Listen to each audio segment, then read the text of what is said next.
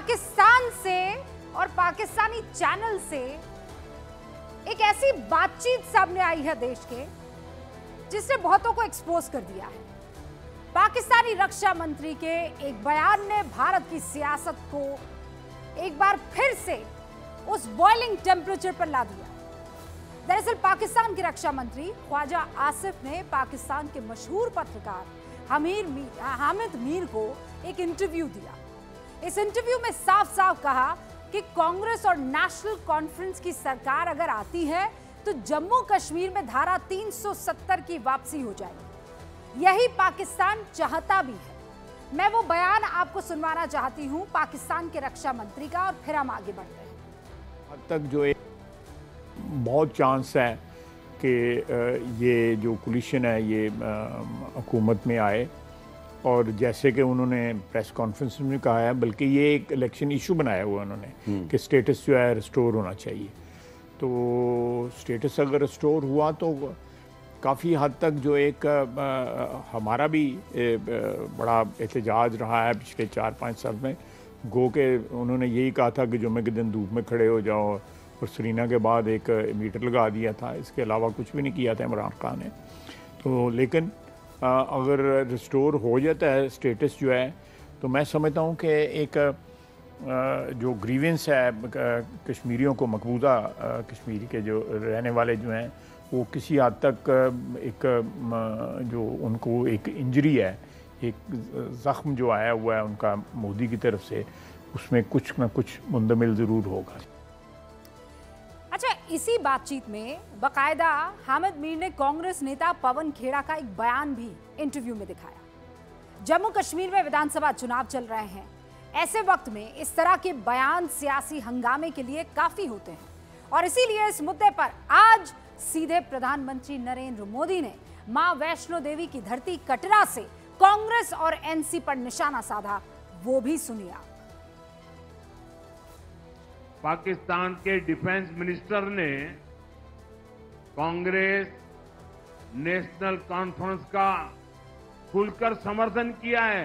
पाकिस्तान से उनका कहना है कि आर्टिकल 370 और 35A को लेकर कांग्रेस और एनसी का एजेंडा वही है जो पाकिस्तान का एजेंडा है। कि वहां के मंत्री बोल रहे हैं, यानी कांग्रेस नेशनल कॉन्फ्रेंस की पोल खुद पाकिस्तान ने खोल दी है। प्रधानमंत्री ने तो यह भी ऐलान कर दिया कि दुनिया की कोई ताकत जम्मू कश्मीर में धारा 370 की वापसी नहीं करवा सकती है।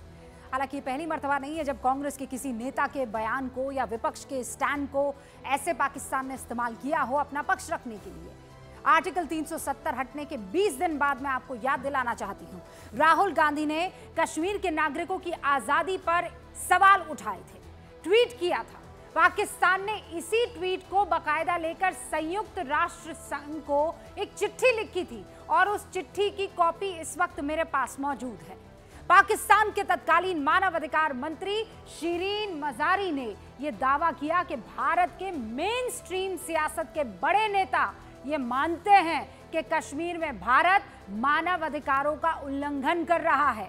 यहां बात रुक जाती तब भी समझ में आता, लेकिन राहुल गांधी के इस ट्वीट को पाकिस्तान के सभी बड़े अखबारों ने यह कहते हुए छापा कि कश्मीरियों को मारा जा रहा है। और यह बात हम नहीं कह रहे, खुद वहां के नेता, बड़े नेता कह रहे हैं।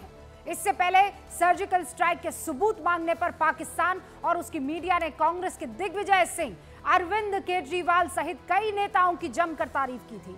लेकिन अब सवाल यह है कि कश्मीर चुनाव के वक्त पाकिस्तान के रक्षा मंत्री ने कांग्रेस और नेशनल कॉन्फ्रेंस को पाकिस्तान की सोच से इत्तेफाक रखने वाली पार्टी क्यों कहा?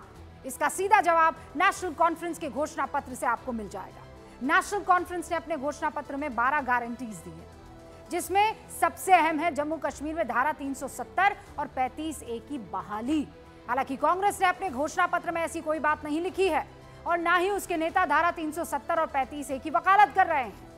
लेकिन कांग्रेस और नेशनल कॉन्फ्रेंस चुनाव तो साथ लड़ रहे हैं मैदान में, और इसके लिए राहुल गांधी बकायदा मल्लिकार्जुन खड़गे के साथ श्रीनगर में फारूक अब्दुल्ला के घर तक गए थे। इसके बाद कांग्रेस ने कभी भी खुले तौर पर धारा 370 और 35 से हटाने का समर्थन नहीं किया, जबकि जब अगस्त 2019 में इस धारा को हटाने के लिए बिल लोकसभा और राज्यसभा में लाया गया, तब कांग्रेस बिल के विरोध में नजर आई थी।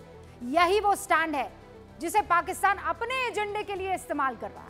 और इसीलिए आज इस सवाल की गूंज बहुत जरूरी है कि भारत के विपक्षी दल पाकिस्तान के टूल बन रहे हैं क्या?